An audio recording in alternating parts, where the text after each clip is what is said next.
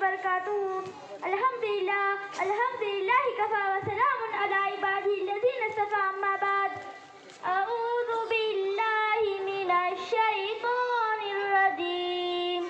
بسم اللہ الرحمن الرحیم. وما ارسلناک الا رحمۃ للعالمین. آج کے جلسے میں میری تقریر کا عنوان ہے حضور صلی اللہ علیہ وسلم کا اغیار پر رحم و کرم.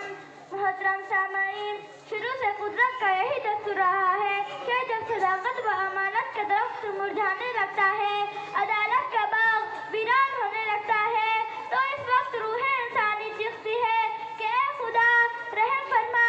اس آہ و پکار اور چیخ و پکار سے رحمت خداوندی جوش میں آتی ہے. ایسا ہی ایک عظیم انقلاب عرب کی وادی میں رونما ہوا جس نے سارے جہاں کو روشن کر دیا. یہی وہ خدا کا حبیب ہے جس نے توحید الہی کی چمک سے ساری دنیا کو روشن کر دیا، جس کو خدا نے رحمت للعالمین بنا کر بھیجا تھا. محترم سامعین، تاریخ کے اوراق میں اپنے پر رحم و کرم کی مثالیں تو بہت ملتی ہیں، مگر انسانیت کے ذخیرہ اخلاق میں سب سے کمیاب جو چیز ہے وہ دشمنوں پر رحم و کرم ہے. اس کی مثال برائے نام کہیں ملتی ہے. آئے دنیا میں بہت پاک مقرب بن کر، آئے دنیا میں بہت پاک مقرب بن کر، کوئی آیا نہ مگر رحمت عالم بن کر. محترم سامعین، اپنے تو اپنے ہیں، دشمنوں نے تک آپ کی رحم و کرم کی گواہی دی. ابو جہل آپ صلی اللہ علیہ وسلم کا جانی دشمن تھا، مگر کافر روم کے دربار میں رحم و کرم کی گواہی دیتا ہے. ابو سفیان جو دشمنان رسول صلی اللہ علیہ وسلم کا سرغنہ تھا، آپ صلی اللہ علیہ وسلم نے اسے بھی رحم و کرم کا تحفہ پیش کیا. ہندا جس نے آپ صلی اللہ علیہ وسلم کے چچا کی ناک کاٹ کر آپ صلی اللہ علیہ وسلم کو تحفہ دیا تھا، آپ صلی اللہ علیہ وسلم نے اسے بھی معاف کر دیا.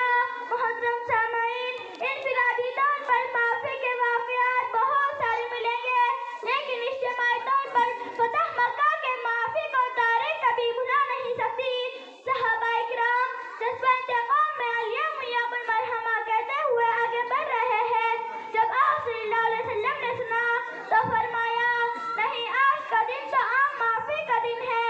الیوم یوم المرحمہ، آج تو رحم کرنے کا دن ہے. تمام دشمنان اسلام گردن جھکائے کھڑے ہوئے ہیں. اس میں وہ ہے جس نے نماز کی حالت میں آپ صلی اللہ علیہ وسلم پر گندگی ڈالی تھی. اس میں وہ ہے جس نے آپ صلی اللہ علیہ وسلم پر پتھر مارے تھے. اس میں وہ ہے جنہوں نے صحابہ کرام کو تکلیفیں دی تھی. کسی کو آگ پر لٹایا تھا، کسی کو گرم ریت پر لٹا کر کوڑے مارے تھے، لیکن قربان جائے آپ صلی اللہ علیہ وسلم پر کیا آپ نے تمام کو معاف کر دیا اور فرمایا، لا تثریب علیکم اليوم اذهبوا انتم الطلقاء. چلے جاؤ، تم سب آزاد ہو، تم پر کوئی سختی نہیں ہوگی. اللہ تمام انسانوں کو سیرت سمجھنے کی توفیق عطا فرمائے. آمین. اب میں شعر کہہ کر اپنی تقریر ختم کرتی ہوں. چلتا ہی رہا صدیوں سے قلم، پوری نہ ہوئی اوداد کرم. چلتا ہی رہا صدیوں سے قلم، پوری نہ ہوئی اوداد کرم. دریاؤں کا پانی سوکھ گیا اور صافی نبی لکھتے لکھتے وآخر دعوانا ان الحمدللہ رب العالمین. ماشاءاللہ، بہت خوب.